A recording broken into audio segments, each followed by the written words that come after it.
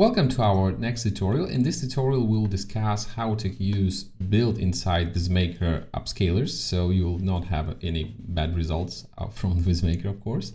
So in render mode, you should generally change image editor, image creator to image upscaler, and that's very easy. So I'm selecting my source image, I'm selecting now render mode, and I'm simply changing it to image upscaler. And first of all, we will select the engine. Of course, we have different engines. We have Pro Upscaler and we have Magnific. We have two Magnifics, Creative and Precision, version 2.0. As you see, you'll have here information about price. So it's cheap quality. Here it's not cheap, but it's adding details. Adding details and quality, it's about precision. Yeah, it's less creative, but more precise. So let's test Pro Upscaler. You can select a target resolution. It will be 2K.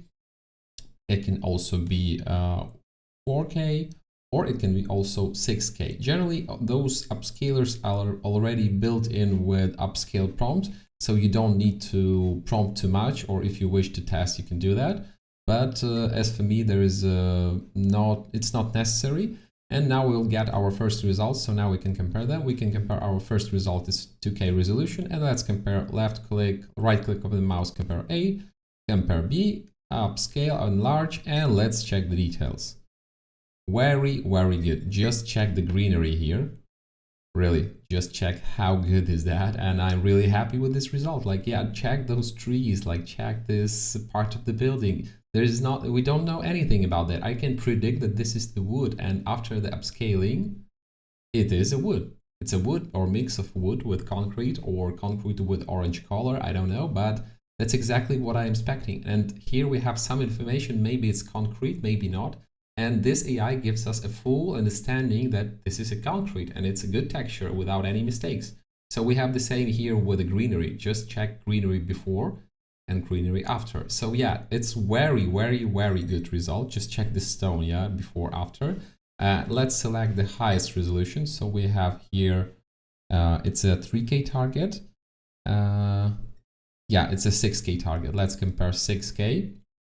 So the more quality, the more pixels you get, the more details AI can predict, but it can give you more mistakes also. So like, try to understand this. As you see here on the grass, it's not perfect, yeah?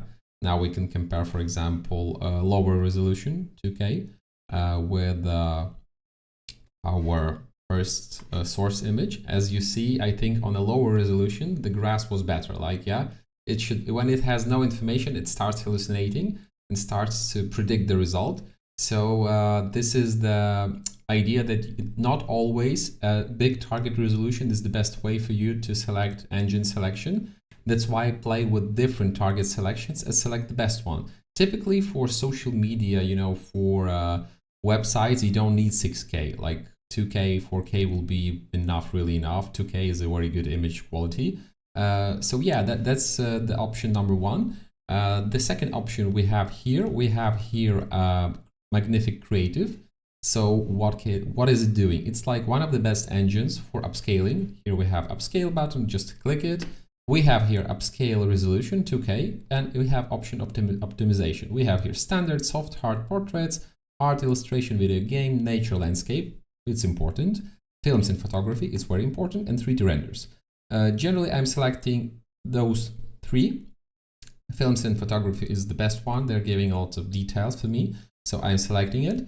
I'm selecting upscale 2 times, so I'll double the amount of my pixels. I'm selecting creativity generally to 1 or 2 to give, you know, a little bit more creativity to the image. And I'm giving detail strength to 1, for example, similarity to 1. It's like very slight results, and I'm simply hitting make. Sorry, I have selected wrong. Let's select the source image. Sorry, I had the wrong image selected. So click the source and set all those parameters here and click make. Oh, sorry, I'm selecting a wrong image. Yeah, now it's correct. So yeah, now it's correct. Just click correct image and use the same preset, the best one on the source image, because this image is already upscaled, so I'll delete it. Okay, let's wait a while. And while we are waiting, let's try to make the crazy creative option. You'll see how crazy can the engine be. So I'm selecting creativity to maximum, similarity the lowest, -4, for example, and I'm hitting make. And then I'll explain you why I'm doing this. and I, for example, selecting maximum detail strength, similarity lower, and then you will see why and when it's important. So now we can see simply that we have 1K images. Yeah, they are very good. They are very good. This is very weird, but remember that those settings are crazy now. So why are we doing this, and why it is so important? So first of all, we can upscale this image a few times later. Like, it's not the final result.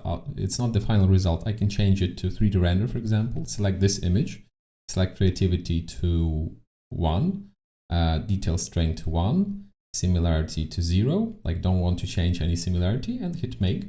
So I can build my tree of similarity, and I built my tree of upscaling. But why we are using Magnific Creative? To understand the vision of the AI for the upscaling. Like, here we don't have a lot of information, like on this image, on the source image. Here you have no information enough to understand what is exactly. And you can give AI more or less creativity. When you give AI a lot of creativity, AI starts to predict and starts to find creative way to present this surface. And this is one of the idea, yeah, like this can be idea for you. You can use it as it can be a very positive way of thinking when you try to upscale the images. Also, you can use part of those images on the final result in a Photoshop. That's how we work. For example, this one is the most calm option. I can use it as a base for my Photoshop image. Here, I think the trees are very good, better than on this image. I can just simply check it. Yeah, they have much more life. I think that for example, the grass here is much more interesting. And this was too creative. It was too hard. Like, now I know that +10 in creativity, it's too much. So I will not use it. But generally, feel free to play with that and move here any values to understand how AI works. And as a final result, you can mix those images. You don't need to use only this image. You can connect this image, and this image to one image in Photoshop. And we'll discuss it in our future lessons. And this is the way how we think, how we define the upscaler. Now we can see that we are boosting our upscaler a little bit more. And with each generation, you will get better and better quality. So this is the way how we can do this. We can also mix it. We can also use, for example, our upscaler 2K. We have here 2K upscaler. It has 2000 pixels. It's good enough, but I want to mix it. I want to mix this upscaler, Pro Upscaler, with Magnific Creative. So I'm simply selecting this image, selecting 2x, 3D renders. I'm selecting 1, 1, and I'm hitting make. So that's the way how we can do that. We can also select the source image, then we can select Magnific Precision, like we need more precise option. And here I can select 4 times bigger image than we had. And we have here another settings. We have Sharpen, Smart Grain, Ultra Details. So I'll select Ultra Details higher and simply selecting Make. So it's our next generation, and we can simply make lower information about the details and higher Sharpen, for example. And I'm clicking also Make as well. And let's wait a while. We'll receive here around 2K images. And yeah, as you see, AI Upscaler is giving you a lot of creativity, a lot of possibility to show a photorealistic image. So AI Upscalers are, they are building, they are trying to improve the quality of your trees, of your concrete, based on the information they have about similar trees or concrete. And believe me, they have a lot of information. So generally, please try different options and you will find the best one. Okay, here we have a mix. It's a very cool example because we had a Pro Upscaler, now we have Magnific Creative up on a Pro Upscaler, and we can compare the results, and the results are very good. Results are really good. So what do we have here? We have here very detailed results. Just look, this grass looks amazing. Like those stones, everything is very beautiful. Very beautiful. Just look at the stone before. Now we have 2 iterations of upscaler and look at the result. Yeah, it's crazy. That's really crazy. Just check the quality of different sections. Yeah, the stone, the grass, the building. It's now looking really, really good. So yeah, that's the way how we are using upscaler and how I personally want to make sure that you will use it. And also make sure to check our updates. Time to time we'll add more information about new upscalers or updates about all upscalers. And here we have Magnific Precision Upscale, so we can check the details. The detail level is crazy. Just to check, like here we have leaves, we have everything, we have even some details on the rock, we have really everything. But please also remember that AI had no information. How can it look like? For example, look at those trees here, and please remember that we had no information. And here we have less details, but it's also very good.